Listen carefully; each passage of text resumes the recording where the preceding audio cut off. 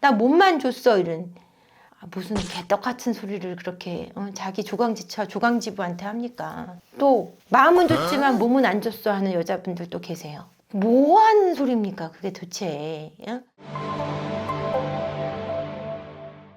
안녕하세요. 세퍼니의 행복한가의 대표 한재원입니다. 오늘은 바람으로 이어지는 결정적인 요인에 대한 이야기를 나눠보도록 하겠습니다. 많은 분들이 바람이라고 하면은 첫 번째로 하는 착각이 뭐냐면요. 바람은 성적인 관계 때문에 핀다. 하고 싶어서 피는구나. 라는 착각과 두 번째, 관계 중독에 빠져서 핀다. 라고 얘기를 해요. 어떤 관계에 빠져서 그 관계에서 못 나오고 있어요. 라고 저한테 얘기를 하세요. 제 남편이 관계 중독인 것 같아요. 미쳐 있는 것 같아요. 그 여자가 관계 중독에 미쳐서 못 나와요. 이런 얘기를 하세요. 굉장히 단순하게 생각을 하시는 거예요. 상대방과 관계에 깊이 빠져 있다. 그 관계에서 못 나와서 그런다. 라는 이렇게 한 가지의 그냥 그런 요인으로 생각을 하시는 것 같은데 바람은 그렇게 단순한 것이 아니고요, 여러분. 어떤 성이 좋아서 바람을 피는 그런 단순한 문제가 아닙니다. 진짜 바람을 피는 이유는 그 사람들의 내적인 깊은 기저에 있거든요. 그 기저라는 것이 뭔지를 아셔야 될 것 같아요. 내 남편 대체 왜 바람 피는 거야? 우리 와이프 왜 저래요? 나 같은 남편이 있는데, 나 같은 와이프가 있는데 왜 저럴까요? 라고 생각하실 텐데 그 이유는 그들의 어린 시절의 결핍에 있습니다. 제가 늘 말씀드리는데 어릴 적에 우리는 마땅히 받아야 되는 사랑과 존중이 있는데 그것을 제대로 받은 성인은 거의 없다고 생각하셔도 과언이 아니에요. 그 무조건적인 사랑과 무조건적인 존중을 받은 사람들은 자신의 가정을, 나를 소중히 여길 줄 아는 사람이 됩니다. 그 무조건적인 존중과 무조건적인 사랑을 경험치 못한 사람들은 성인이 되어서 그 무조건적인 존중과 사랑을 쫓아 결혼을 하거나 관계를 맺게 되는데요. 그 관계 속에서 그 무조건적인 사랑과 존중이 채워지지 않을 때 또 다른 관계 맺기와 또 다른 사랑을 찾아 헤매게 됩니다. 그것이 성중독으로 이어지기도 하고요. 그래서 성관계에 집착하는 사람이 되기도 하고 그 사람에게 집착해서 관계에 빠져들기도 합니다. 이것을 관계중독, 성중독으로 진단하게 되는데요. 이것이 없어지려면 그럼 어떻게 해야 되냐? 이 바람에서 나오게 하기 위해서는 이 사람들의 결핍이 어디서 왔는지부터 찾아내야 한다는 거죠. 결핍은 어떻게 채워지냐면 내가 나의 결핍이 무언지 정확히 인지할 때, 나한테 뭐가 부족한지 명확하게 인지할 때 내가 채울 수 있습니다. 왜냐하면 우리는 내 가방 안에 무언가 필요할 때 가방 안에 엉망이 돼 있으면 가방 안에 뭐가 있는지 없는지 알 수가 없어서 무엇을 채워넣어야 할지 무엇을 빼야 할지 모릅니다. 근데 가방 안에 필요한 것과 불필요한 것을 구분해내고 정확히 정리가 되면 필요한 것은 넣을 수 있고 뺄 수가 있어요. 그러면 우리가 그 결핍을 채울 수 있는 공간을 찾거나 결핍된 부분을 메꿀 수 있는데 우리가 결핍된 게 뭔지 모를 때는 절대 채워나갈 수 없다는 거죠. 그래서 결핍은 채울 수 있지만 그것은 스스로 내가 결핍됐다는 것을 인정하고 그 결핍된 부분을 인지하고자 노력할 때 30이 아니라 20대에도 채울 수 있고 40에도 채울 수 있고 50에도 채울 수 있으나 그 인지가 빠르면 빠를수록 채울 수 있는 확률이 높아지고 결핍된 시간이 짧으면 짧을수록 훨씬 더 채우기가 좋습니다. 제가 가방을 대비시켜드린 이유가 뭐냐면 가방 안은 정리하기가 굉장히 어려워요. 눈으로 보기 어려운 공간이 가방이에요. 내 안도 그렇거든요. 그래서 명확히 막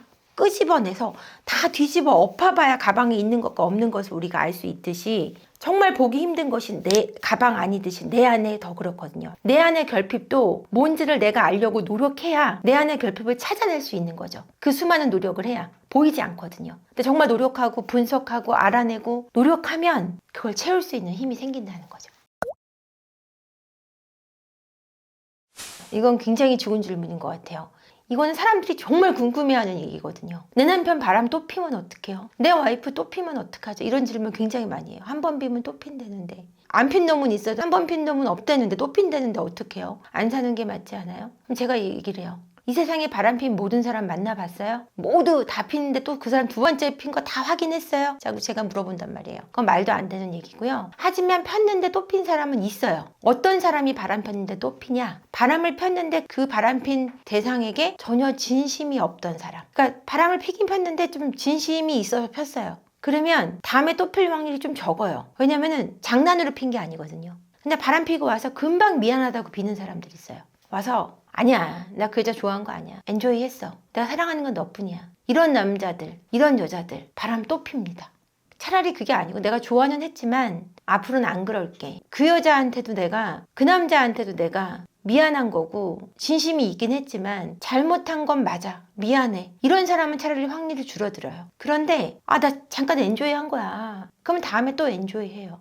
야, 마음을 안 줬는데 무슨 바람이야, 나 몸만 줬어, 이런 무슨 개떡 같은 소리를 그렇게 자기 조강지부한테 합니까? 또 마음은 줬지만 몸은 안 줬어 하는 여자분들도 계세요. 뭐 하는 소리입니까 그게 도대체? 그래도 진심이 있었던 바람은 차라리 다시 돌아왔을 때 바람을 안 필 확률이 크고요. 정말 나는 그냥 엔조이였어 라고 금방 쉽게 사과하는 사람들은 바람을 또 핍니다. 이 사람 자체가 성중독적인 바람이냐 관계 중독적이냐 이거에 대한 판가름이 큰데, 성중독적 증상을 띈 사람이 훨씬 바람필 확률이 크고요. 관계 중독적인 사람이 훨씬 관계 중독에 대한 치료가 훨씬 쉽다고 생각하시면 됩니다. 어떤 사람이냐라는 것보다 사실은 어릴 적 결핍이 클수록 바람에서 헤어나오지 못하고요. 결핍에 대한 크기가 적을수록, 그러니까 어릴 적 부모에게 받은 사랑과 존중이 큰 사람일수록 바람을 폈다가 돌아오는 케이스가 많고, 결핍이 큰 사람은 바람에 빠졌다가 돌아오지 못할 확률이 훨씬 높습니다.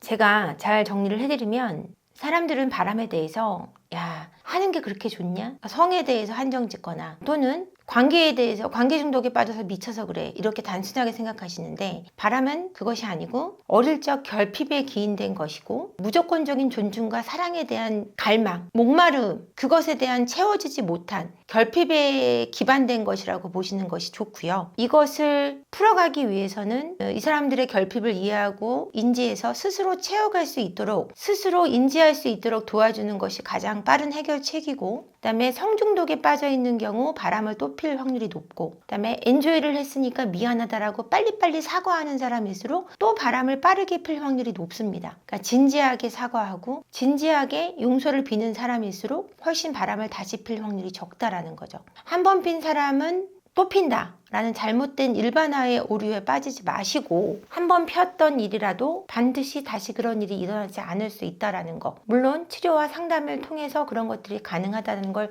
잊지 마시고 가정을 살리는 데 집중하시고요. 여러분들이 기억하셔야 하는 것은, 바람으로 가게 하는 결정적인 문제는 바람을 핀 본인한테 있다는 거죠. 그 사람들의 결핍을 스스로 해결하고자 하는 그들의 의지만이 이 문제를 해결할 수 있다는 겁니다. 바람을 핀 배우자를 두신 분들, 스스로를 자책하면서 힘들어하지 마시고요. 그들이 그 문제를 해결하고자 하는 의지를 가질 수 있도록 격려하고 도와줄 수 있는 응원을 주셔서 가정을 살려가시길 바랍니다. 고맙습니다. 오늘은 여기까지 하겠습니다.